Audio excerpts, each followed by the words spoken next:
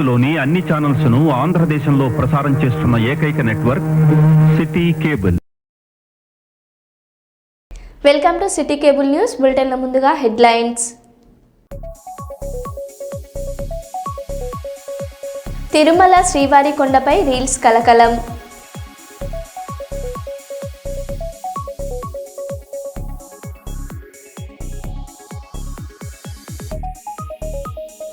కర్నూలు జిల్లా అదోని పట్టణంలో గ్యాస్ వినియోగంపై అవగాహన కార్యక్రమం.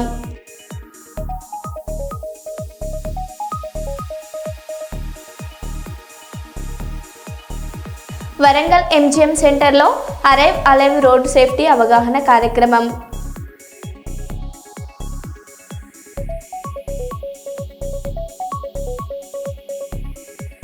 అదోని సబ్ కలెక్టర్ కార్యాలయంలో రీజనల్ రెవెన్యూ కాన్ఫరెన్స్ నిర్వహిస్తున్న జిల్లా కలెక్టర్ డాక్టర్ ఏ సిరి.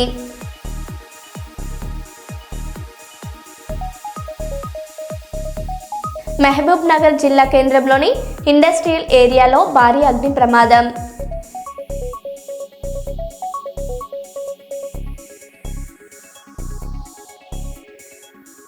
ఇక వివరాల్లోకి వెళ్తే 70 రూపాయల టికెట్ ఇవ్వలేదన్న ఆరోపణలతో 4 నెలల కిందట సస్పెండ్ అయిన నర్సంపేట ఆర్టీసీ కండక్టర్ బొమ్మ రాజ్ కుమార్ను పూర్తిగా విధుల నుంచి తొలగించడంతో మానసిక ఒత్తిడికి గురై ఆసుపత్రిలో చికిత్స పొందుతూ మృతి చెందాడు. ఈ ఘటనకు ఆర్టీసీ అధికారులే బాధ్యత వహించాలని డిమాండ్ చేస్తూ కుటుంబ సభ్యులు నర్సంపేట డిపో ఎదుట మృతదేహంతో ధర్నా చేపట్టారు. మృతుడి భార్యకు ఉద్యోగం, పిల్లలకు ఎక్స్ గ్రేషియా ఇవ్వాలని కుటుంబం కోరుతుంది.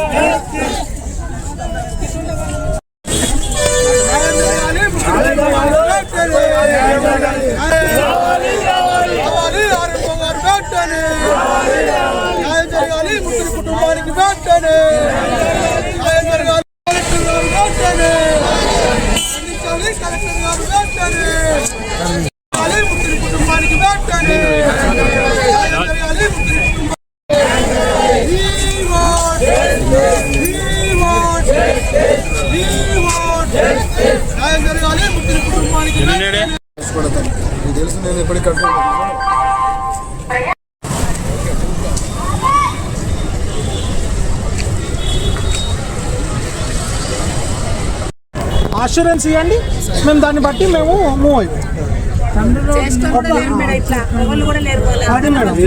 చిన్న చిన్న పిల్లల్ని పట్టుకోండి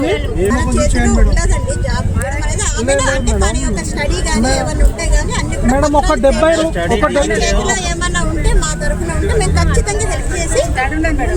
కోట్ల నష్టం మేడం. ఇవాళ ఆర్టీసీ అధికారులకు తెలియపరుస్తాం. మీరు ఇంతమంది అడుగుతున్నారు కాబట్టి ఖచ్చితంగా తన యొక్క ఫ్యామిలీ బ్యాక్గ్రౌండ్ నేను ప్రత్యేకంగా మన పై వాళ్ళ ఆఫీసర్స్ దృష్టికి తీసుకెళ్తాం. మా తరఫున తీసుకెళ్తామనేది సస్పెండ్ అయితే జాబ్ కావాలి ఆమెకు. చిన్న పాటిదైనా మీకు దండం పెడతాం. ఆ పిల్లలు చూడు, ఆ పరిస్థితి చూడు, ఏం చేసుకోరు బతుకుతారు.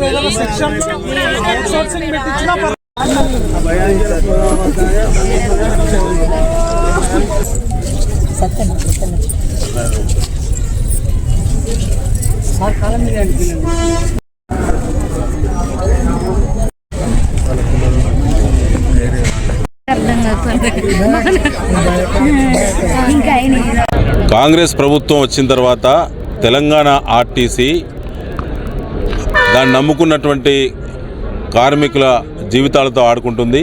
ఇవాళ నర్సంపేట డిపోలో బొమ్మ రాజ్కుమార్ అనేటువంటి కండక్టర్ ఆర్టీసీ అధికారుల యొక్క వేధింపుల వల్ల, ప్రభుత్వం యొక్క ఆదేశాలు, తీవ్రమైనటువంటి పని ఒత్తిడి వల్ల ప్రత్యేకంగా మహాలక్ష్మి పథకాన్ని అంటూ ఒకటి తీసుకొచ్చి ఉచిత బస్సు ప్రయాణం అని చెప్తే 100-150 మంది మహిళలు ఇలా బస్సులో కిక్కిరిసి ఎక్కేటువంటి పరిస్థితి.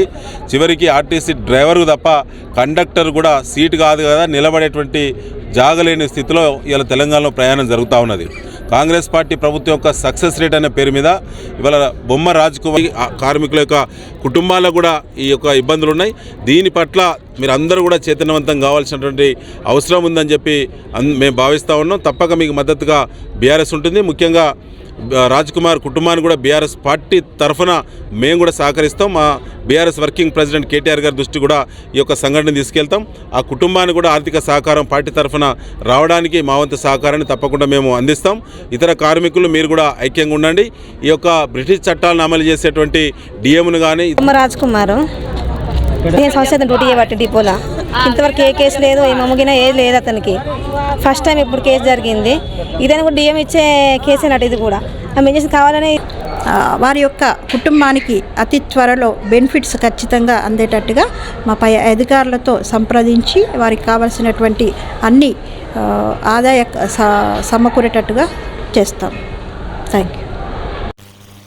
Commissioner of police Sanpreet Singh IPS ఆదేశాల మేరకు మిల్స్ కాలనీ పోలీస్ స్టేషన్ పరిధిలోని వెంకట్రామ జంక్షన్ వద్ద అరైవ్ అలైవ్ రోడ్ సేఫ్టీ కార్యక్రమం నిర్వహించారు. ఈ సందర్భంగా ట్రాఫిక్ నియమాలు పాటించకపోవడం వల్ల జరిగే ప్రమాదాలపై ప్రజలకు అవగాహన కల్పించారు. ప్రమాదంలో కుమారుని కోల్పోయిన వడ్డపల్లి సాయితేజ తల్లి మాట్లాడి బాధను వివరించారు. ప్రతి ఒక్కరూ తప్పనిసరిగా హెల్మెట్ ధరించి ట్రాఫిక్ నియమాలు పాటించాలని పోలీసులు సూచించారు. ఫార్మసీలో జాబ్ చేస్తుంది, ఆ నైట్ డ్యూటీలు కూడా ఉంటాయి అన్నట్టు. కాకపోతే మా బాబు చేసిన మిస్టేక్ ఏంటంటే హెల్మెట్ పెట్టుకోలేదు. డ్యూటీలోనే ఉన్నది కానీ హెల్మెట్ పెట్టుకోకపోతే అక్కడ నాగమయ్య ఖమ్మం దగ్గర బండి స్కిడ్ అయ్యి అది అతివేగంలో పోయిందో ఎట్లా పోయిందో తెలియదు, మేము చూడలేదు. నైట్ బండి స్కిడ్ అయ్యి అంత దూరం పడ్డాడు. హెల్మెట్ ఉంటే ఆ రోజు మా కొడుకు బ్రతుకు కావచ్చు. పాపం పోలీసు వాళ్ళు అక్కడ మిల్స్కాలనీ దగ్గర కాబట్టి వాళ్ళే హాస్పిటల్ పంపించి చాలా ట్రై చేసింది, అయినా కూడా నా కొడుకు బ్రతకలేదు. నేను సింగిల్ పేరెంట్, నా కొడుకు జాబ్ చేసి మా బిడ్డను బిఎస్సీ నర్సింగ్ చదివించుకున్నాం. ఇంకొక సంవత్సరం చదువు ఉన్నది. ఆయనకు యాక్సిడెంట్ అయ్యి 5 నిమిషాలలో ఇంటికి వస్తా అని చెప్పి నా కొడుకు చనిపోయింది, ఇంటికే రాలేదు. అంత అలాంటి ఒక పరిస్థితి ఎవరికి రావద్దు అని చెప్పి మేము అందరికీ మోటివేషన్ చేస్తున్నాం. ఇట్లా వేగంగా వెళ్ళొద్దు, మీరు ఒక్కరు మీ వాళ్ళ పాటికి వాళ్ళు యాక్సిడెంట్ అయ్యి రోడ్డు సేఫ్టీ మంత్ 2026 సందర్భంగా మట్టవాడ పోలీస్ స్టేషన్ ఆధ్వర్యంలో వరంగల్ ఎంజిఎం సెంటర్ వద్ద రోడ్డు భద్రతపై అవగాహన కార్యక్రమం నిర్వహించారు. అరైవ్ అలైవ్ నినాదంతో జరిగిన ఈ కార్యక్రమంలో హెల్మెట్ తప్పనిసరిగా ధరించడం, ట్రాఫిక్ నియమాలు పాటించడం, మద్యం సేవించి వాహనాలు నడపకూడదని ప్రజలకు సూచించారు. ప్రమాదకర బ్లాక్ స్పాట్గా గుర్తించిన ఎంజిఎం సెంటర్లో రోడ్డు ప్రమాదాల నివారణ లక్ష్యంగా ఈ కార్యక్రమం నిర్వహించారు. జరగకూడదు అంటే కనుక ఖచ్చితంగా కాన్సన్ట్రేషన్ పెట్టి ఇలాంటి అవగాహన కార్యక్రమం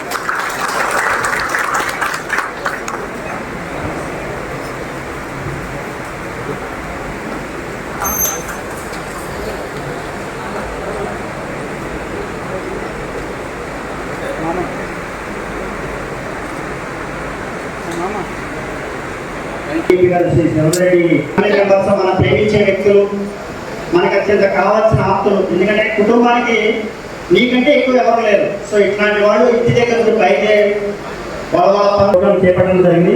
ఇది కాకుండానే రాష్ట్ర వ్యాప్తంగా మనకి నేషనల్ రోడ్ సేఫ్టీ మంత్ జనవరి 1 నుంచి జనవరి స్టూడెంట్స్ ఉపయోగిస్తారు, ఆటో వాళ్ళు ఉపయోగిస్తారు, 2 వీలర్స్ వాళ్ళు ఉపయోగిస్తారు, 4 వీలర్స్ వాళ్ళు ఉపయోగిస్తారు, అందరూ ఉపయోగిస్తారు. రోడ్ అనేది అందరికీ సంబంధించింది. సో అందరూ దీంట్లో అవేర్నెస్, చిన్న నాలెడ్జ్ ఇది ట్రాఫిక్ సంబంధించి మనం ఇందాక అనుకున్నట్టుగా సేమ్ ఉన్నాయి, ట్రాఫిక్ బోర్డ్స్ ఏమున్నాయి, రోడ్డు ఎటుగా ఉంది అనేది కూడా మనం గమనించగల ప్రయాణం చేసినట్లయితే చాలా మంది రోడ్ సింబల్స్ తెలియదు. మన రోడ్డు మీద ప్రయాణం చేస్తే రోడ్డు చాలా సింబల్స్ కనిపిస్తాయి మనకి, కానీ వాటి గురించి మనం ఎవరూ పట్టించుకోం. కొన్ని ట్రయాంగిల్ రూపంలో ఉంటాయి, కొన్ని రౌండ్గా ఉంటాయి, కొన్ని స్క్వేర్ రెక్టాంగిల్ రూపంలో ఉంటాయి. వీటన్నిటికీ అవగాహన కల్పించాలంటే 7 రోజులు 3 రోజులు సరిపోదని చెప్పేసి ప్రభుత్వం ఆదేశించిన ఈ 1 మంత్ ఈ 1 మంత్లో విస్తృతమైన కార్యక్రమాలు తీసుకుని పోలీస్ డిపార్ట్మెంట్ మీ ముందుకు రావడం జరిగింది. ఇది మీరు పనిష్మెంట్గా భావించద్దు, మన కోసమే, మన సేఫ్టీ కోసం అనేది మాత్రమే గమనించండి. మీరు సేఫ్టీగా ఉంటే మేము సేఫ్టీగా ఉండండి. ఎందుకంటే మద్యం సేవించి వాహనం నడిపితే ఎంతో ప్రమాదమని వరంగల్ డీసీపీ కవిత అన్నారు. వరంగల్ నగరంలోని వెంకటేశ్వర గార్డెన్స్లో మట్టెవాడ పోలీసుల ఆధ్వర్యంలో అలైవ్ మరియు యాంటీ డ్రగ్ అనే అంశంతో వాహనదారులకు మరియు వాళ్ళ తల్లిదండ్రులకు ఇంటరాక్షన్ కార్యక్రమం నిర్వహించారు. ముఖ్యంగా యువత మద్యానికి బానిసై చెడు అలవాట్లు అలవర్చుకుంటున్నారని, మద్యం మత్తులో వాహనాలు నడిపే ప్రమాదాలకు గురై కుటుంబాన్ని అనాథగా చేస్తున్నారని, ఎవరు కూడా మద్యం సేవించి వాహనం నడపకూడదని, మద్యం సేవించి పట్టుబడిన వారికి వారి కుటుంబ సభ్యుల మధ్య కౌన్సిలింగ్ నిర్వహించి ఇక మీదట మద్యం మరియు డ్రగ్స్కి దూరంగా ఉండాలని సూచించామని వరంగల్ డీసీపీ కవిత అన్నారు. జరగకుండా నా కర్తవ్యాలను శ్రద్ధతో అంతఃకరణ శుద్ధితో నిర్వహిస్తానని, రోడ్డుపై ప్రయాణించేటప్పుడు ట్రాఫిక్ నియమాలను ఉల్లంఘించనని, ప్రమాదం కానీ లేకుండా ప్రజలందరూ మన రోడ్లపై సురక్షితంగా ప్రయాణం చేయడానికి సహకరిస్తానని దృఢ సంకల్పంగా ప్రమాణం చేస్తున్నాను. Thank you sir, thank you very much sir. ఈరోజు ఈ కార్యక్రమానికి అలైవ్ అనే కార్యక్రమానికి 2024లో మన కమిషనరేట్లో 497 మంది యాక్టివిటీలు జరిపారు. ఆ సంవత్సరం మర్డర్ కేసు 40 మాత్రమే. 2024 సంవత్సరం మన కమిషనరేట్లో యాక్టివిటీలో చనిపోయిన వాళ్ళు 497. ఆ సంవత్సరం మర్డర్ కేసు మన కమిషన్ 3 జిల్లాలు చనిపోయిన వాళ్ళు 39 మంది మాత్రమే. అంటే మర్డర్ కేసుకి యాక్సిడెంట్ కేసు ఎన్ని రేట్లు ఉందో మీరే గమనించండి. యాక్సిడెంట్ కేసు మనకంతా కొద్దిపాటి జాగ్రత్తలు తీసుకొని ప్రయాణం చేసినట్లయితే ఈ 450 జీరో కూడా చేయొచ్చు. మనం ప్రయత్నం చేస్తే రోడ్డు జాగ్రత్తలు తీసుకుంటే మన ప్రాణాన్ని మనం కాపాడుకోవచ్చు. సేమ్ టైం డ్రైవింగ్ మీదనే కాన్సన్ట్రేషన్ పెట్టాలి.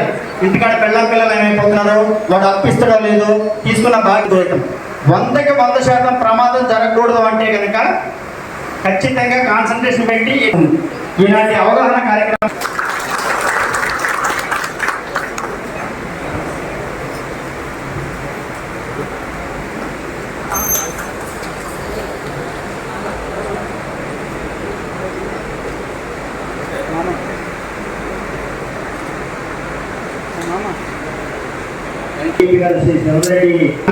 మనం ప్రేమించే వ్యక్తులు, మనకు అత్యంత కావాల్సిన ఆప్తులు. ఎందుకంటే కుటుంబానికి నీకంటే ఎక్కువ ఎవరు లేరు. సో ఇట్లాంటి వాళ్ళు ఇంటి దగ్గర పైతే ప్రోగ్రాం చేపట్టడం జరిగింది. ఇది కాకుండానే రాష్ట్ర వ్యాప్తంగా మనకి నేషనల్ రోడ్ సేఫ్టీ మంత్ జనవరి 1 నుంచి జనవరి 30 స్టూడెంట్స్ ఉపయోగిస్తారు, ఆటో వాళ్ళు ఉపయోగిస్తారు, 2 వీలర్స్ వాళ్ళు ఉపయోగిస్తారు, 4 వీలర్స్ వాళ్ళు ఉపయోగిస్తారు, అందరూ ఉపయోగిస్తారు. రోడ్ అనేది అందరికీ సంబంధించింది. సో అందరూ దీంట్లో అవేర్నెస్, చిన్న నాలెడ్జ్ ఇది. ట్రాఫిక్ సంబంధించి మనం ఇందాక అనుకున్నట్టుగా సేమ్ ఉన్నాయి, ట్రాఫిక్ బోర్డ్స్ ఏమున్నాయి, రోడ్డు ఎటుగా ఉంది ఎక్కుతుంది కూడా మనం గమనించగా ప్రయాణం చేసినట్లయితే చాలా మంది రోడ్ సింబల్స్ తెలియదు.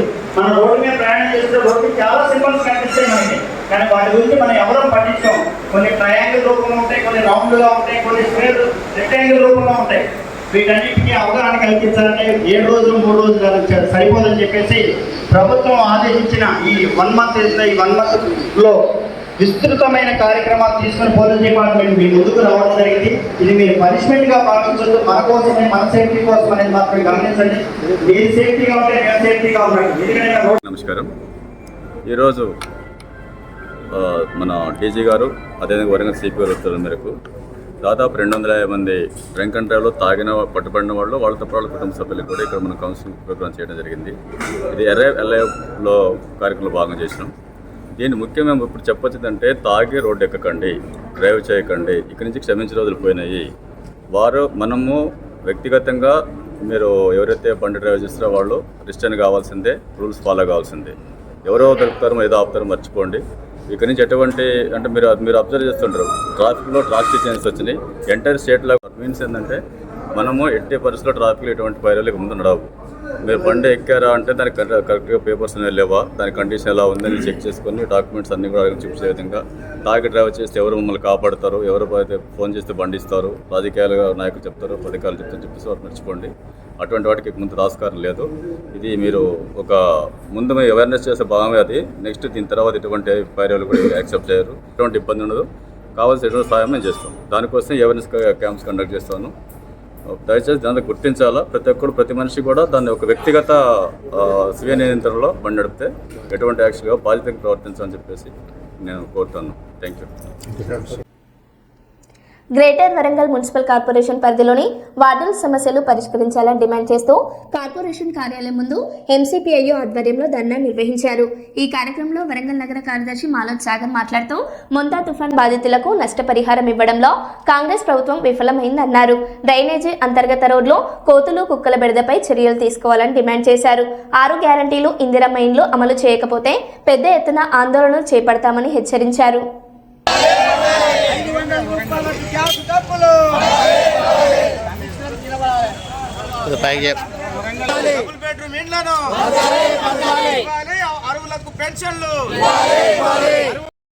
ఆధ్వర్యంలో గత 15 రోజుల నుండి వరంగల్ కార్పొరేషన్లో ఏ సమస్యలు పేరుకుపోయి ఉన్నాయనే విషయాల మీద ఎంసీపీఐ నగర నాయకత్వం, స్థానిక నాయకత్వం అంతా కూడా స్థానిక వార్డులలో సర్వే చేయడం జరిగింది.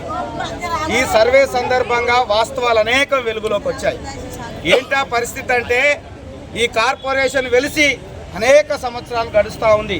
కానీ ఈరోజు కూడా తెలంగాణ రాష్ట్రంలో రెండో రాజధానిగా పేరున్న వరంగల్ నగరంలో ఈరోజు పేదలు అనేక రకాల ఇబ్బందులు పడుతున్న పరిస్థితి ఎంసీపీఐ బృందాలకు ప్రజలు విన్నవించుకోవడం జరిగింది.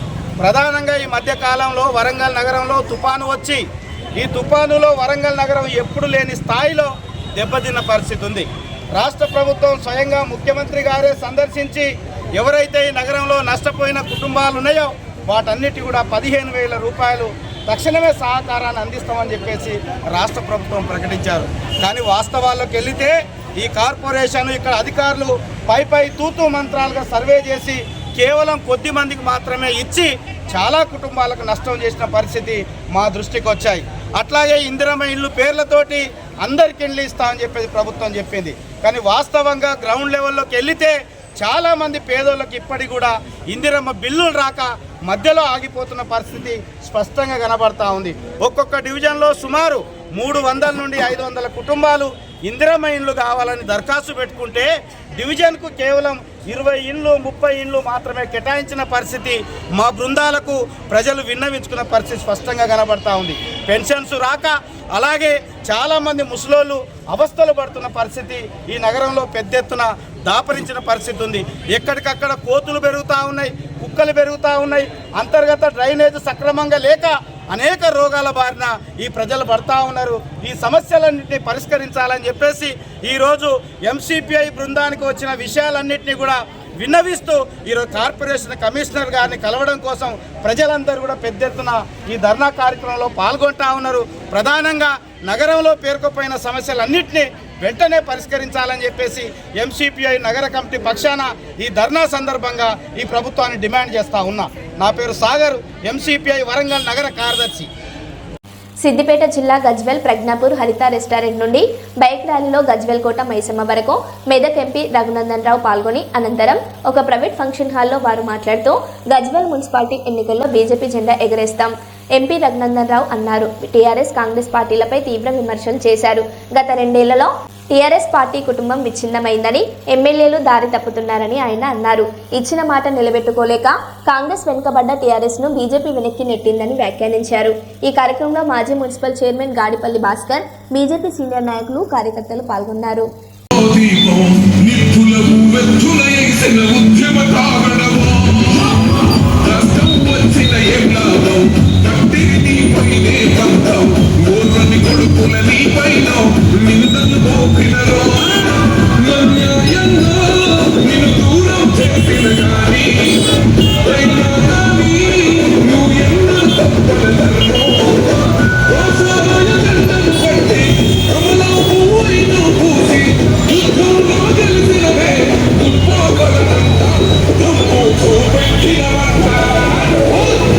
Por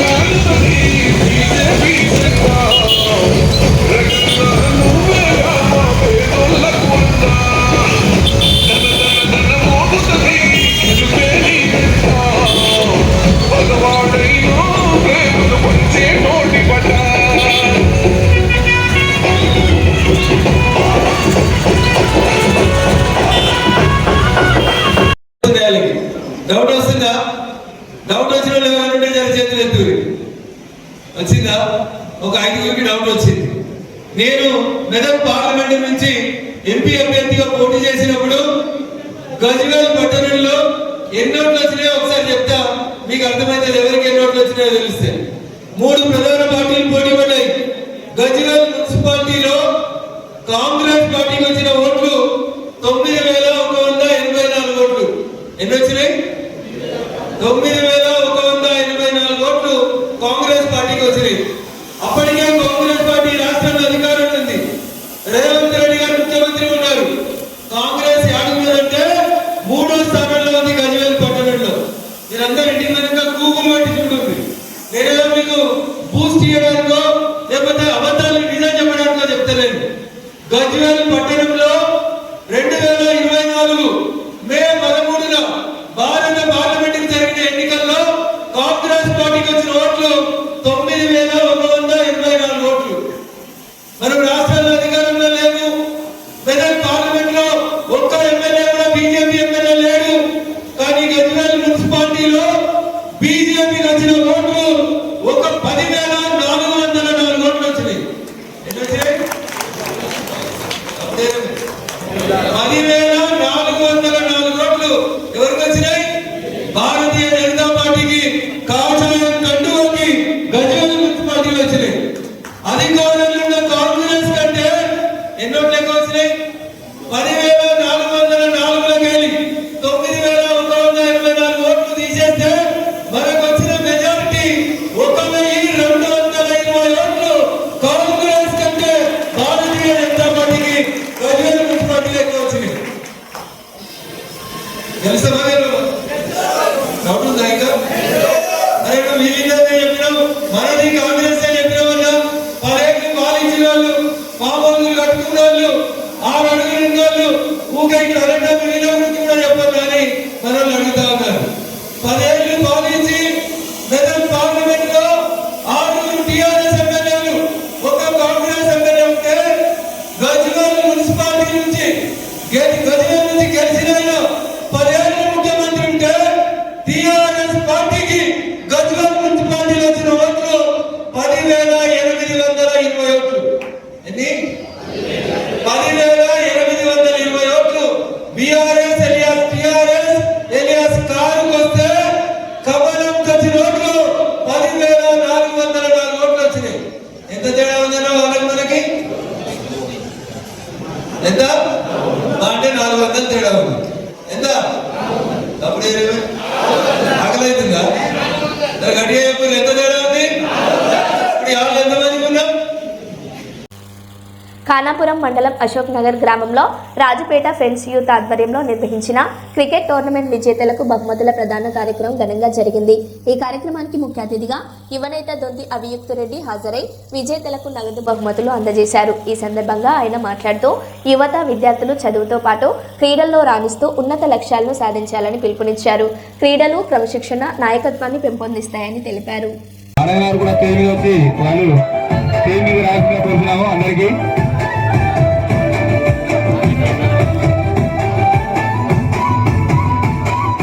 అధికారమేది లేకున్నా కాంగ్రెస్ జెండా నదులలే, పదవును పైసల వ్యామోహాలకు ఎవ్వరికి లొంగలే. పార్టీ సిద్ధాంతాన పోరాటాలు చేసి నాయకుడైనవే, పేదోళ్ళు నిలిచినవే. రెండవ బహుమతి 20,016 రూపాయలు.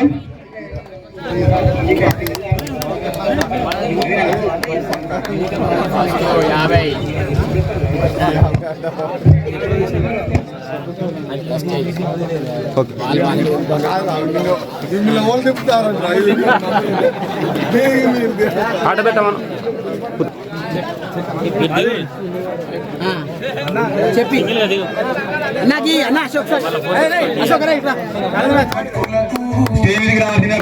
అలాగే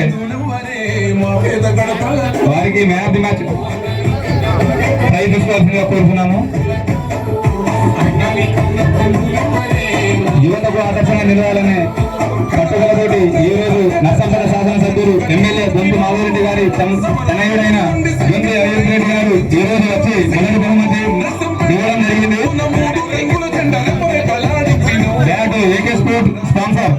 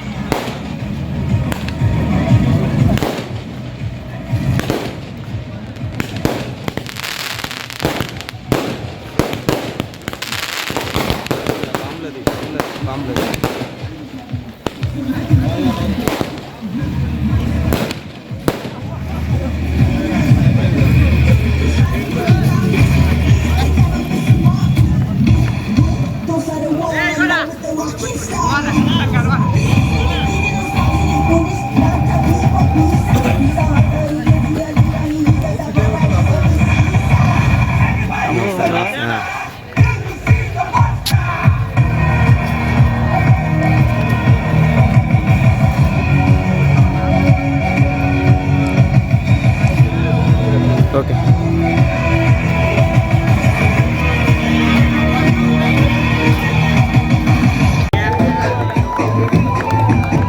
ఎక్కడ వచ్చి చీలిగా కోరుతున్నాము.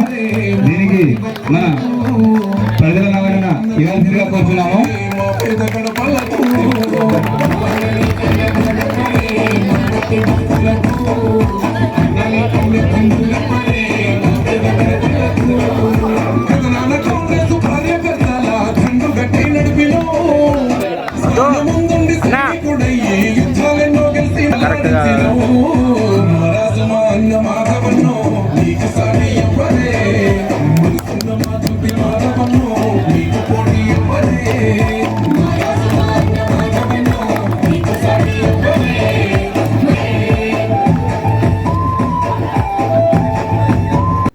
మరో బులెటిన్లో మళ్ళీ కలుద్దాం. Stay tune.